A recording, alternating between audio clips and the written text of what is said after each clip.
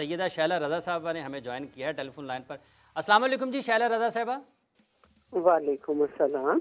Madam आपका बहुत बहुत शुक्रिया, आपने अपना वक्त दिया। मुझे बताइएगा कि ये जो पाकिस्तान हॉकी फेडरेशन में आप एक अहम ओहदे पर हैं, ये जो एहतसाब का एक और नारा मुल्क में बुलंद हुआ है पाकिस्तान की हॉकी में, इसका नतीजा क्या निकलेगा और इसके असरात क्या पड़ेंगे पाकिस्तान की हॉकी पर बैनुल अक़वामी सतह पर अगर हम देखते हैं तो? देखिए, बड़े ही शर्म की बात है कि इतने दिनों से काबिज लोगों ने 1.5 अरब रुपए के करीब जो है वो कैश निकलवाया, जबकि कोई कैश की बनती नहीं है बात। और सिंध बैंक का अकाउंट जो है वो रिपोर्ट रखा गया। हम अपने बच्चों पे कुछ नहीं लगा रहे, हॉकी में हम कहाँ पे थे, कहाँ आ गए, और फेडरेशन जो है वो ये हरकत कर रही है। जब मुझे ऑफर दी गई तो मैंने कहा भाई मैं हॉकी नहीं जानती, लेकिन अगर आप मुझे लेकर आ रहे हैं तो ड्राइंग रूम में कभी नहीं बनाइएगा। मैं चाहती हूँ कि हॉकी पहले की तरह आगे जाए। हमने कराची में बड़ी मेहनत की, बेही सिंध में हमने पूरी मेहनत की, लेकिन आप देख ही रहे हैं कि किस तरह से ऊपर चल रहा है मामला। और रोजाना की बुनियाद पे अपने सिस्टम को हम खराब कर रहे हैं। अब जबकि ये सब हो गया है तो उसके बावजूद भी मामला FIA आ गई तो लोगों को समझना चाहिए कि कुछ लोग हैं अभी ऐसे जो अपने मुल्क के स्पोर्ट्स से सबसे प्यार करते हैं। तो हम तो जब तक खड़े हैं हम ये नहीं होने देंगे। अच्छा शैला रज़ा साहबा, आप सिंध से हैं, ये सिंध बैंक का इंतखाब क्यों किया गया है और आपके इल्म में ये मामला कब आया?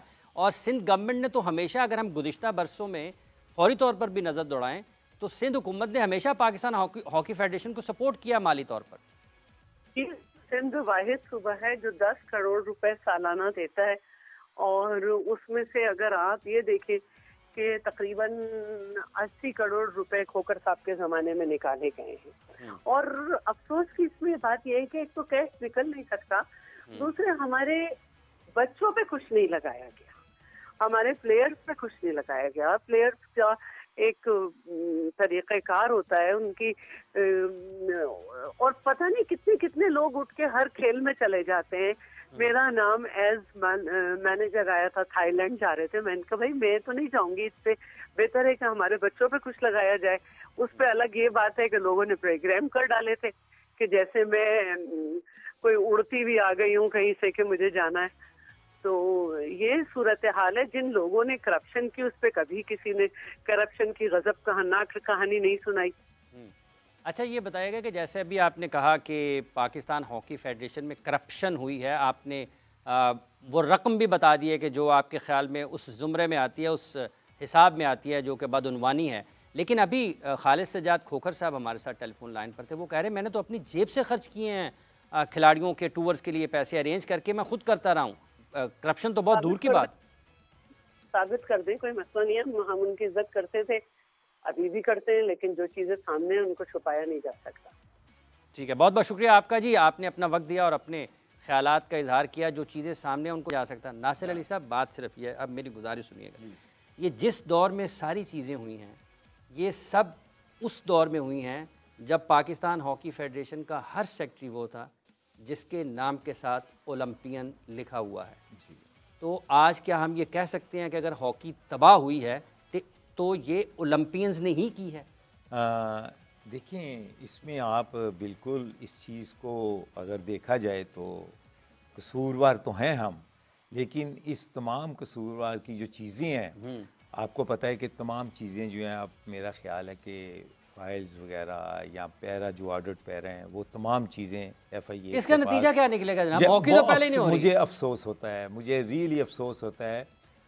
मैं आपको बाई गॉड आई स्वेयर, यानी कि इतना अफसोस होता है कि हम हैं तो एक हॉकी फैमिली, हाँ, लेकिन जहाँ तक ये बात चली गई है अब उससे वापस आना शायद मुश्किल है।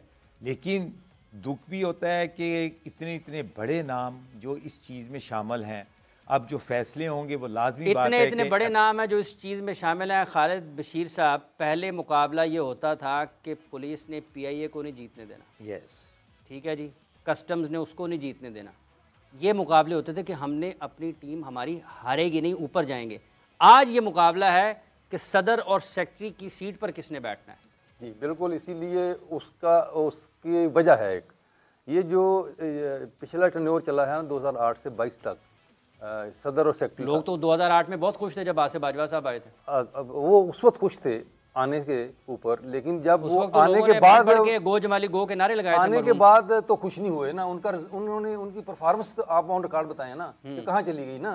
हम 12वें नंबर में वर्ल्ड कप उसी दौर में, बाजवा के दौर में गए, तो ये आप बताएं ना। फिर आने 10 में जीते भी, क्या जीते? एशियन गेम तो एक छोटा टूर्नामेंट है, 12वें नंबर पे आना बड़ा जुर्म है। अच्छा, उसके बाद ये जो बात कर रहे हैं ना, इन्हीं के दौर में ये बाजवा आया, इसके बाद फिर अगला को आ गया सेक्रेटरी, अगला नहीं नाम बताए ना सर, राना मुजाहिद साहब आए। हाँ वो आ गया, उसके बाद वो शहबाज आ गया।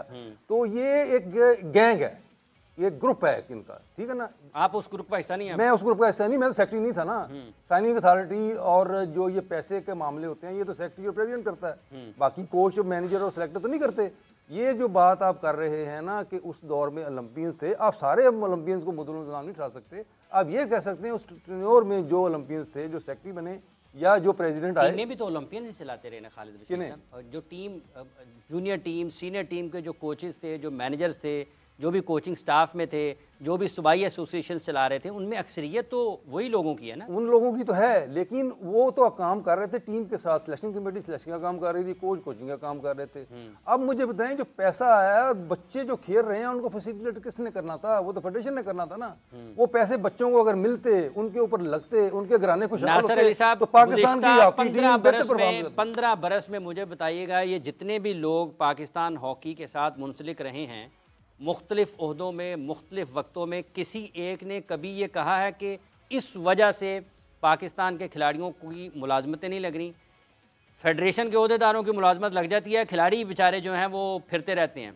कभी किसी ने ये कहा कि ये वो दौर है कि जिसमें फेडरेशन के पास तो पैसे हैं, जब आप फॉरेन टूर्स पर जाती है टीम तो 8-10 लोग अगर सैर करने के लिए साथ जाते हैं तो उनको तो पता होता है ना कि है पैसे हैं फेडरेशन को, काम चल रहा है।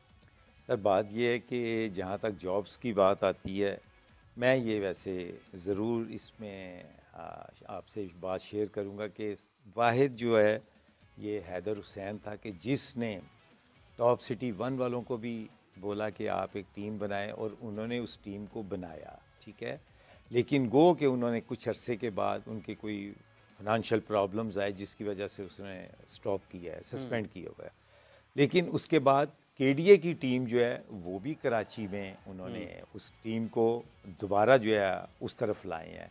लेकिन लड़कों के बारे में जहाँ तक बात आती है कि जॉब्स की, देखें ये पूरा आपके पूरे पाकिस्तान की जो भी स्पोर्ट्स डिपार्टमेंट में अभी तमाम के ऊपर पाबंदी लगाई हुई है।